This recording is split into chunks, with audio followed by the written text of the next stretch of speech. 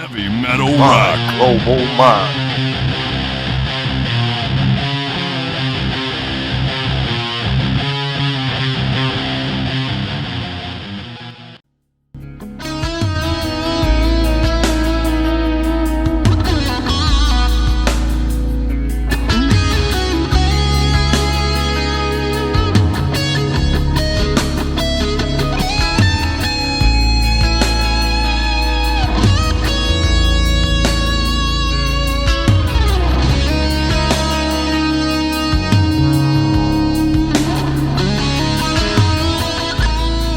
I'm Robert Cavuto, and today on My Global Mind, I'm speaking with guitarist Andy Timmons to discuss a song he created as a tribute to Peter Frampton, which led to a unique and very special collaboration. Andy, welcome. Thank you so much for taking the time to speak with me today. Hey, Rob, Appreciate we're it. really happy to be here and on such a cool occasion, you know. I know. I love the song, "The Boy from." Thank you. It's fantastic, and I'm looking forward to talking to you about it. Sure. So, when you were creating the song, Yeah, was it preconceived that it would be a tribute to Peter Frampton, or was yeah. that something that you decided after it was done? No, it was I've been been a fan of Peter since my earliest guitar learning experiences in the '70s. I had an older brother that is 8 years my senior, my brother John. Was buying all the from Humble Pie forward. He bought the all the early solo releases, Frampton's Camel, Frampton Comes Alive.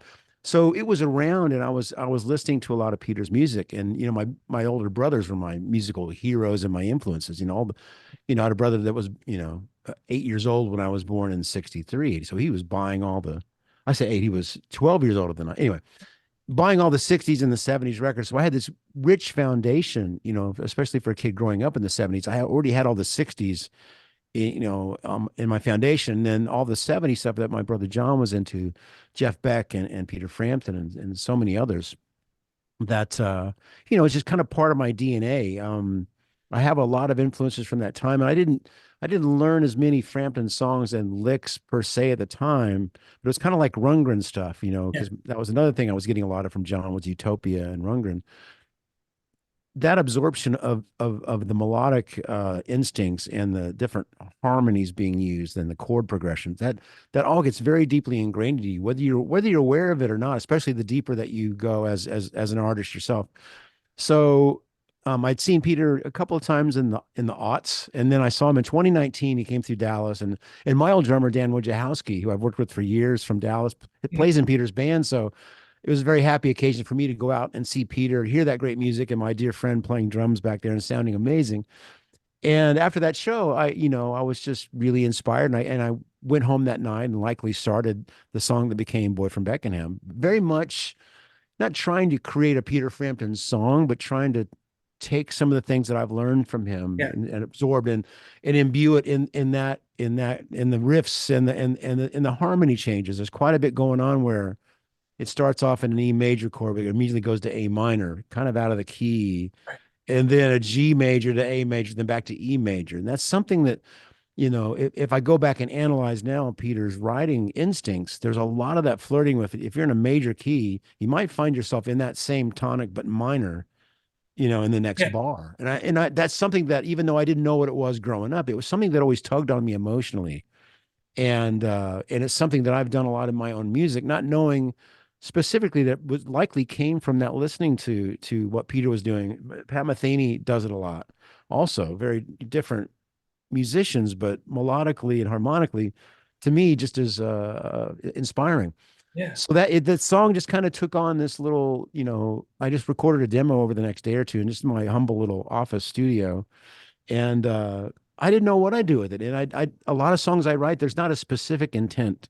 There's not always about, oh, I got to write this single and I'm going to release it. I'm going to do this with it. It's rarely that. If Yeah. I would say it's never that. It's always about just wanting to create something in the moment that I'm inspired by. It could be emotional, it could be, up or down, but this was clearly a very fond inspiration I was, and remembrance that I was getting from Peter's energy, and he played so great, sang so great. It was such a great body of work. So I wrote the tune, and it sat there for a while. It was in the endless stack of songs and demos that I might get around to finishing one day. File Well, drive. Yeah, so there was 2019 at 2022. I was asked by the Sweetwater Company, which is based in Fort Wayne, Indiana, a big mail order Mhm. retail musical instrument retail place. People watching that have likely ordered from them, I but did. they also have a huge store and in their facilities where they ship everything from. There's also concert venues and recording studios, just high tech, great. So I'd gone up there to do some stuff, promoting a couple of the Keeley pedals I've released, and they asked if I would do a recording workshop, and they said, yeah, just bring in a song or two, and you use our rhythm section. And so I kind of thought, well, what what am I not planning on doing with my band that might work for this? And I had that song and another tune that I took in. And so the record that you hear now, the single you hear, is basically what I did at that recording workshop. I just didn't record the solo. Wow. And so so that's 2022. It just kind of sat for a bit. But at that time, I'm sure I'm kind of thinking, because I've met Peter a couple times now, and I thought, well, wouldn't it be great if he'd play on it? But Yeah. of course, about 2019, I think that might have been when he was starting to feel the effects of the myositis, Mhm. the muscular condition that he's battling. Right, it's a pretty, painful muscular disease that it limits his ability to walk properly, and eventually may affect his playing and stuff. So I was by that time extremely cautious and really hesitant to ask him because I didn't want to put any undue pressure on him. But he was clearly getting out and playing. After the pandemic was Yeah. easing up. He wanted to get out and do shows as he felt like he do it while he still could, kind of feeling right. And so now fast forward to 2023, and it was my 60th birthday was approaching. July 26th of 2023 would be my 60th birthday. And my wife and I thought, well, let's go for a little vacation somewhere. We never go to like a beach. It's like if we ever go anywhere, it's usually selfishly to do with my music or Mhm. something work related tied in. And so, but we just couldn't decide on a place to go. She finally just said, well, why don't you just find a concert somewhere that you want to see and we'll go. And I was just looking in different places, and I saw that Peter was playing Huntington, which is Long Island, New York. We love Yeah. going to Manhattan. I used to live in New Okay. York, and so a lot I'm of. from Jersey. Oh, right, there you go. So you know that. Yeah, so I used I to, know. I was in Flushing, Queens, during my tenure with Danger Danger. Yes. So a lot of friends, and we love being in the city. And okay, Peter's playing on Long Island on my birthday, fantastic. So we go to the show. It's an incredible show. Now at this point, he's no longer standing while he plays. He has to sit. Yeah. He can walk, but he's got the cane for assistance, but the show was just incredible. It was another level of inspiration where in the face of this disease and this adversity, he played with every bit of fire and in improvisational adventurousness that he's ever had. And it was just so clear to me. And there was this look of joy on his face that this is what I get to do. And I love this. And I've got a great band, which he does. He's got this killer band. And he played for 3 hours that night, Incredible. he could have played, 90 minutes, played the hits. People were happy. All right, chill out, man. Yeah. You can do. No, it's like let's do this. We're out here. And again, very fortunate that I got to visit with him after the gig, and I just thought, well, why not? If I'm going to ask, and now's the time. And I got up the courage as we're visiting backstage, and he like heartily said, "Yeah, sure, love to." Here's my info. I sent him the track the Wow. next. Sent him the track the next day. He's on the tour bus. He downloads it. Oh, I love this song. This is great. This will be really fun. And I was just over the moon. And so then maybe a little time went by. I don't know if it was a month or 2 months. And I knew when if and when he's ready to do it, he'll get around to it. Yeah. But he reached out to me one day to say, "Oh, look, don't worry, man. I'm working on this. I'm working on it every day." He said. I said, "Peter, Wow. I don't want this to be any kind of hassle or hardship." And oh no, no, no, no. I need this.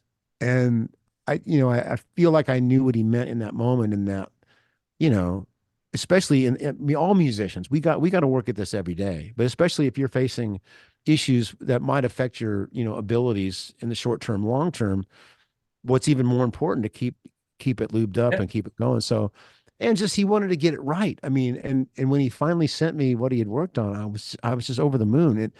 Because the chord changes that I wrote, which I very much felt like, was a kind of some Peter ideas, these descending 2/5 sequences, A minor to D7, G minor to C7, F minor to B flat 13, flat 9, which is the chord he really loved, resolving into an E flat major. These are not easy chord changes to navigate melodically. It takes somebody that knows about melody and knows how to voice lead and knows a bit about jazz harmony, which clearly that was an element of his playing that's always set him apart. You know, he did listen to Django. I would assume he's a fan of Wes, and just players like that you know were the players that I gravitated more towards once I got my foundation of the good basic rock from Ace Frehley or Yeah. Alex Lifeson and Ted Nugent, the '70s rock, Foghat, REO Speedwagon. But when I started hearing guys like Steve Lukather and then Robin Ford and Larry Carlton, and oh man, okay, I liked a bit of of the jazz world living with the rock world because when I got my first teacher at the age of 16, he was starting to teach me a bit about jazz, and so I heard it as all this one love, this one just big pot of beautiful music, and Peter very much is in there, in that stew, so to speak. So anyway, again, couldn't have imagined it happening the way it happened, but so many things in my life that have happened that have really meant something special is something that I didn't force, or it just kind of happened in the way it needed to happen. Well, You that know? leads me up to my next question. Yeah, For yeah, the song "The Boy from Beckenham," yeah. when you're noodling around in your office, are you trying to emulate Peter's sound? Is that going through Mm. your head because you just saw him the night before? Yeah, I don't think Did you that do was anything part. special with all those amps behind you? Or Not no. This was like I say. This was in my office. Though I will say I'm very spoiled. I have a Mesa Boogie Lone Star head in my office and a couple of speaker emulators. That allow me to get a really good sound just through my computer. If I record into Logic with a simple interface, and so the tone is really good. But I wasn't. great, Yeah, when you hear the track, there's nothing about my tone that says Peter Frampton, but it's more in the harmony choices and the melodic intention, and some of the, especially that little bridge section, which starts on a C major seven and goes to a B augmented to a G minor over B flat to a D over A. And so I did an interview a couple days ago where I was talking about, they asked me to pick my favorite Peter Frampton record, and I chose Frampton, the one that just preceded Frampton Comes Alive. So Mhm. many of the great songs that ended up on Comes Alive, like Show Me the Way, Baby, I Love Your Way. But, Nowhere's Too Far from My Baby, one of my favorites. But I decided I was going to learn the whole record. Just so I could talk about it, in Yeah, detail on the show.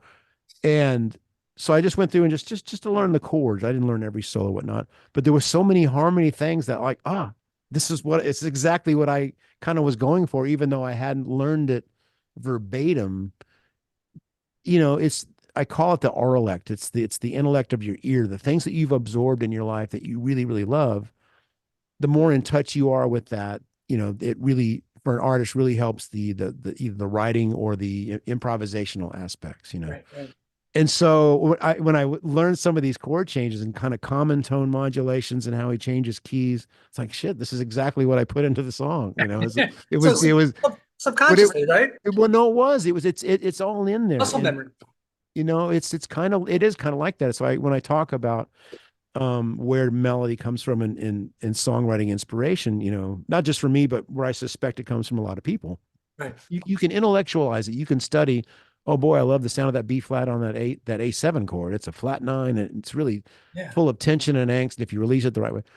But it's more about the feeling you get from the music. And I always, I always give Lennon and McCartney as an example because they didn't know what they were doing, really. They knew enough to play the piano and the guitar and to come up with these incredible melodies. But it's because they learned so many songs. Yeah. You had to. They got through, they learned all the Chuck Berry and Buddy Holly, but they were playing it, 8 hours a night in Hamburg. And, so they started learning show tunes and things that were maybe off the beaten path for straight ahead, rock music at the time. So that all adds up. So every writer, every improvisational musician, they're all kind of drawing on this, some very very conscious vocabulary, but there's a lot of stuff that's you don't even know that it's there, that that is giving you your instinct. Because Right. for me, if it's about if this then that, if I hear this note, I almost can tell you what I want to hear next, Oh, whether it's a solo or if it's composition. interesting. And that's, I guarantee you, whether that's a conscious thought of other writers, that's a big part of what they're doing, and it's not based on, oh, I'm going to rip this, George Harrison didn't think I'm going to rip off, he's so fine by the chiffons. It was a very subliminal. Yeah, He did mirror it quite significantly. I think it was subconscious, but that's part of the thing. It's like you got to be careful that you're not verbatim, stealing. So like McCartney, when he wrote Yesterday, the myth is that he dreamed it and he woke up and he found it on the piano. And he was so sure it wasn't his song. This must be somebody else's song. He literally played it for everybody. Do you know this song? No idea. So, I didn't know that. yeah, yeah. Well, just a little bit of trivia for you, but it's all to speak to the same idea that, again, I didn't set out to, here's what Peter would do, except maybe in that set of chord changes That's cool. that is the solo. It's just You, like, oh, this is a flavor of what I feel when I hear him. You know. you talked about your influential Peter Frampton. Hey, there This it was is. my introduction to Peter Frampton. Nice. Yep, and I I got think to sign it. that is so freaking great. I think, that was a record that just followed up Frampton Comes Alive. And it's a Right? bit controversial. And he talks about it where he got a bit lambasted because of the cover, Yeah, little too sexy maybe. I tell you what, that title track, I'm in You is one of his greatest songs. It's absolutely. just Absolutely. everything about that, the production, the sparseness just ramps up when it needs to. It's just has all the hallmarks of why I love his singing and playing and Yeah. writing. And Yeah, it does fit in the time yeah, frame. it It's the does totally. tapestry, the Fleetwood Mac, it Oh, all for sure. works. So yeah, it's a record. If you go back and listen to it's just called Frampton. If you listen to that record, and it's kind of right before the time where, Lindsay and Stevie joined Fleetwood Mac, but it's kind of, man, he's already there. Yeah, yeah, He's tapping into that kind of textured, layered thing. And Lindsey Buckingham is brilliant at that. He's a genius at layering and absolutely. finding all these really great sounds and parts. But Peter is too. And so it just kind of felt like, yeah, when I listened back to it, I was like, fuck, this is really kind of just ahead of that next Yeah. phase of really great, pop and rock music. The thing I loved most about the song was the video. And Ah, thank you. seeing Yeah. Peter's reaction while he's playing the solo to your I song, know. that must have been so It's incredible when you it's got emotional. that and you're just like Oh, blown away by it. I couldn't believe it. It made me so happy. But then there was this. So yes, sing that. But then it's okay. I have to now record my video here. I'm going to Yeah. record it in my studio. Um, so the guy that shot the video of Peter playing is actually the keyboard player in his band, Rob Arthur. And it turns out he's also Peter's videographer. Oh When wow. Peter, during the pandemic, Peter released some music and some videos. Rob was the guy that came and videoed all that. He's a really great, Yeah, did a cinematographer. great job. Did a great job. So he was gonna, and we actually had a session. He was on FaceTime. He was gonna coach me with the lights to try to get it look better for my lack of technological abilities beyond. Okay, I can turn it on. I can get the lights kind of on. He helped me through that, but I just like, man, it's not gonna live up to the vibe that Peter's got. So then it worked out to where I was coming to Nashville, where Rob lives, and I was coming to do some promotion with Keeley again and seeing some people in Nashville. And he said, "Well, just come to the house. We can video you in my basement." That's And he awesome. says, "I'll put you on a green screen, which means you can put you anywhere." Yeah. And I thought, oh man, how cool would it be if we could just be like a montage of Peter's career, and Yeah. then there he is, on the screen. And so he called Peter. We want to get his approval. Oh yeah, absolutely, sounds great. Just go crazy, do it. Very nice. So we did the video, and again, I think the combination of hopefully it's a good song, but seeing this wonderful montage of back in the day Peter, even some modern day Peter, and then seeing him play, it really elicits an emotion from those that know and love him like so many of us do. So Yes. I was really proud of the way it came together Beautiful. and getting it out there. So It's a great yeah, tribute. thank you, You man. mentioned earlier that he worked on it for a month. Did you hear If so, yeah. iterations No, no, of no. of it for once or twice? Did he say what you like better? Gave you options? How did it? No. And this is the way I like to work too. And sometimes if I'm the one asked to do, and I get asked to do projects for people like this, Yeah.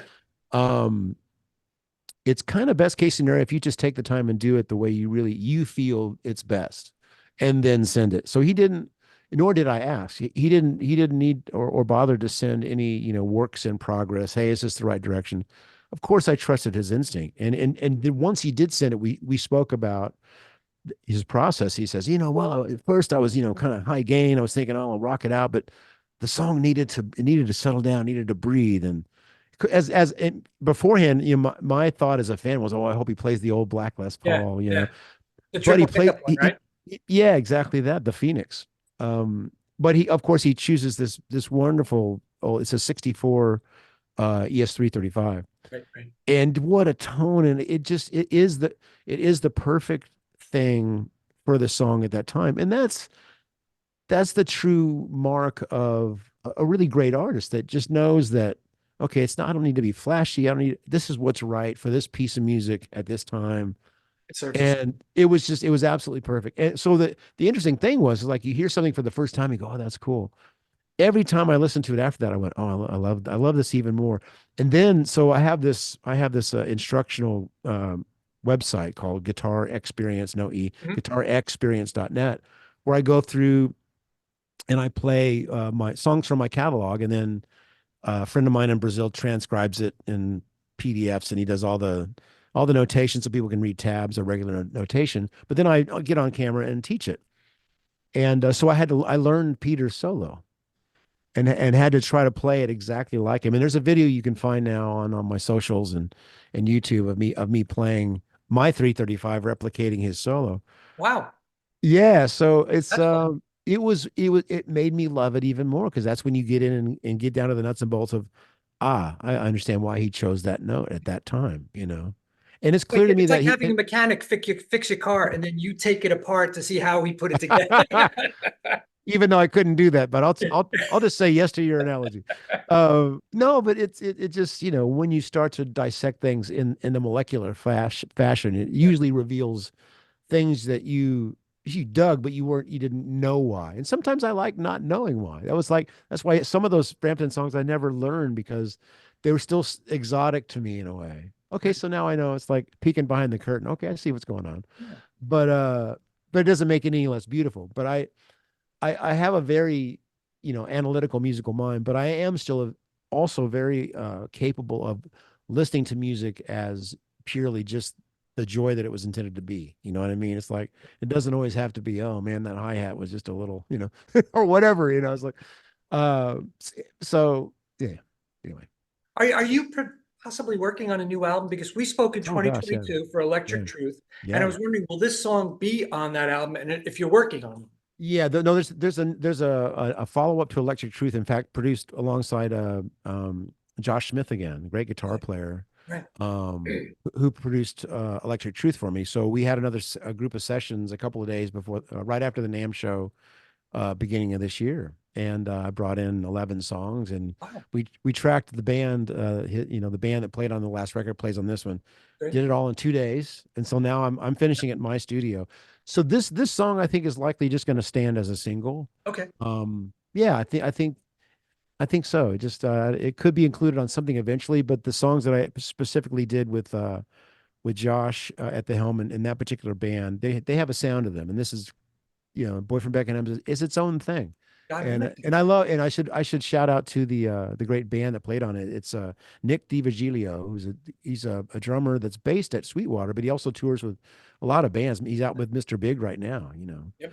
And Dave Martin, who's a bass player there, and Sean Deely, who did the engineering and the mixing of the track, and also did an Atmos mix. They're doing Atmos mixes at Sweetwater. So if you want to hear it in Atmos, you can go to Apple Music and check that out. When do So you think the album will be out? I mean, how much? What's left to do? I would like it to be out by the end of this year. So it's Okay, just great. kind of depending on me. I've got a bit of travel coming up, so I'm working on it in the little stops and starts along the way. But I'm heading out to London this Saturday. Okay, I'm wow. I'm doing a bit of a pilgrimage that I've wanted to do. I mean, I've been to the UK and I've been to London many times, and I've gone to Abbey Road once. But this whole trip has been set up specifically to be a sightseeing slash gig tour that's all Beatle centric, you might say, including a day at Abbey Road recording. That's awesome. Got a couple of buddies going with my who are just like Beatle nuts like I am. And so we were going to see all the sites, do the Abbey Road session. Then I go to Liverpool, which I've never been to Liverpool, Mhm. considering again my deep affection for the Beatles. Finally going to Liverpool, and I'm doing some gigs with Mick Taylor and Daniel Steinhardt from the That Pedal show. So we're at May 1st, we're playing the Cavern. That's awesome. That's So awesome. we do the Cavern and a couple of we're playing Leicester and we're playing in Whitney. So a couple other cities. Yeah. So when I get back early May, then I'll get back digging in on the record. And the Andy Timmons band has got a record we're slowly on and off working on too. So there's lots to come. And I've decided to finally release my surf record. Wow, that's pretty cool. I right in this room, I recorded just a For a bunch guy of who doesn't go to the beach, he wrote a surf I record. don't go to the beach. I would like to go to the beach, but I just got into Dick Dale and the Ventures even more heavily at some point, and it was might have been the early 2000s. So I just had this set of music that some cover tunes, but mostly originals. I was playing all the instruments. My drummer Mitch Marine actually was he plays on about maybe half of it. Amazing drummer, very very much into that. I call it big beat surf because it's got a bit more power than the traditional surf. And the pseudo band name is Beach Blanket Ringo. That's awesome. That's fun. And it's just been something I did for fun. I was like, but I think I need to put this out just because I think people would That's get a great. kick out of just hearing this other side of me. Yeah. Earlier you alluded to that you were in danger. Yeah, Is this yeah. which one is you in the Oh picture? no, here we go. The one with the pretty hair and the blouse. Oh, that's all of them. I'm the one in the Yeah, which middle. one that doesn't help me out? I don't know. I'm the blondest one in the middle. Yeah, that's That's awesome. baby Annie. So that's 1991, I think. This 91, was for 92. Screw It. Yep. Yeah, tasty. No, Yeah, what a fun, crazy time of my life. I joined Danger in late 88, 89, yeah. and we were together for maybe 3, 4 years. And just it's what an incredible adventure. Oh yeah. Joining a band they were already signed to Epic, and I joined the band right when they were mixing the record, so I got to play on a couple of tracks on the first record. But the Screw It record is on me. But we jumped in touring right off the bat, and did all these North American tours. The first tour we did was with Warrant all Right. across Canada. Went right when Heaven went #1. They were doing great. But then we ended up on two different Kiss tours, and we toured with Alice Cooper. Just things, Incredible. from my childhood that this is like winning the lottery. This isn't possible. You So still have the same shirt? it's in my closet downstairs. I'm sure that was not designed for a male, but anyway, and I'll tell you, everything that we're wearing in that shot was brought in by the stylist, so to speak. They brought in all these clothes, like rock style You didn't clothes. own Here, them? Really? pick something up, but they let us take it home, which was unusual. Yeah, That's pretty neat. that's a memory of that photo. Just somewhere in Manhattan. I don't remember Well, exactly the building, but maybe when I do the interview for the next solo album, you could wear that shirt. just yeah, it'll be a shacket. I don't think I could get away with it as a shirt these days.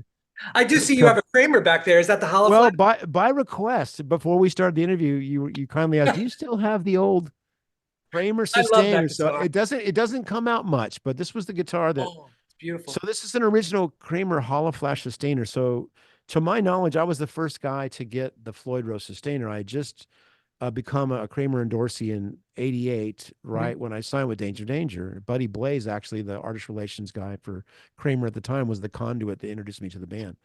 Long story short, they had a NAMM show coming up, '89, and they needed somebody to demonstrate their new Floyd Rose Sustainer, which was kind of like an EBO type device built into a pickup, so it would vibrate the string Mhm. infinitely. So you could just hold a note forever, and it was a nice effect that I got fond of using. But the hollow flash finish, which is apparently illegal to make now because it may have been toxic in some way. Oh, Uh, really? I didn't know yeah, that. that's the story.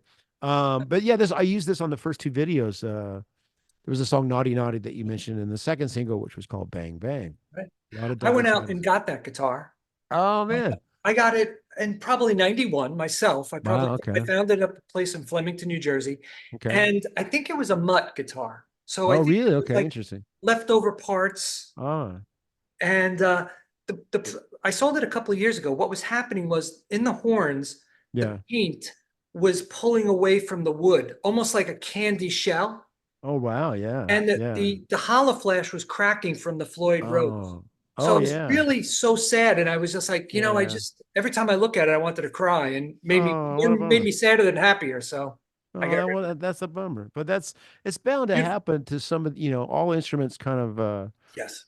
age a certain way. Some finishes crack, but I hadn't seen, and it makes sense that this finish, however, if it was messed with, it could maybe start to deteriorate and flake away. But Right. this one Right. had surprising, and it did. This was tour used, for sure. So, but it's It had looks in great shape. it isn't. I'm like kind of shocked. But this really wasn't my main guitar. There was a plain black one, and I still have that, but the neck on that guitar ended up warping and twisting. So, Wow. and sadly, the Floyd Rose sustainer units, over time, there's certain parts that dry out, and there's no replacement. So I don't know of any sustainer that's still functioning properly. Of Yeah. course, Fernandez makes a sustainer, and there's a company called Sustainiac, and it's essentially, as far as I know, that's essentially the same technology that Rick Knotts and Floyd Rose came up with. And But my pickups were closer together. They were almost like a middle pickup and a bridge pickup. oh So yeah, that sounds a little more like a Night Swan pickup it set. was a Night Swan. Yes, it was. Okay, Yours there you isn't a go. Night Swan? This is not. This is a normal Floyd Rose sustainer. The Night Oh, Swan was a very different body shape. Well, oh, not very. yeah, It was yeah, a yeah. slightly smaller body shape. Yes, interesting. Yeah, and I that thought and this, that guitar was designed by Buddy Blaze. Yeah. and my inlays kind of went up and down. Went up and down. They weren't straight. Oh, okay, I got you. Yeah, yeah, It was yeah. kind Oh, of that's like right. Yeah, it was Vivian a Campbell back then. little arc. Yeah, Yes. again, because Buddy was working with Vivian and helped design all that. Yeah, pretty cool. I had a Night Swan for a while. It was a white one. I've let go of certain guitars over the years. But this one, I've been offered a lot for this I actually. can imagine. There's a couple of collectors that are keen to have it, but this was such a part of my history, and because of those early videos, I've chosen to, Yeah. at Don't least at ever this get point. rid of it. It's not worth it. Yeah. You'll regret it. Yeah, that's the thing. And I almost did. But I had a divine intervention is all I can say. It worked out that I could keep it. Yeah, I should have kept mine. Yeah, well, you can probably find another. Maybe that's Maybe not down the flaky. road. Yeah, Find absolutely. a less flaky version. Yes, a better one. Well, Andy, listen, I want to thank you so much for your Oh time. man, It's a really happy to inspiring thank you. conversation, and I Yeah, love thank this you. song, and I wish you the most success. And I can't wait Thank to you, man. talk to you again when you have your next album come out. I hope it's later this year. I'll That's keep you great. posted. I'll definitely keep you posted. But thanks for your positive energy and then spreading the word about this tune. Just I certainly. much love to Peter and all of his fans. Yep, and I'll get you to sign this next time you come to New York. Yes, I'd be happy to, man. I'd be happy to. Cool. Happy Well, to. thank you again. Have a great Yeah. day. Thanks, Robert. You guys have a good one. All right, bye-bye. Cheers, man. Heavy metal rock. Global mind.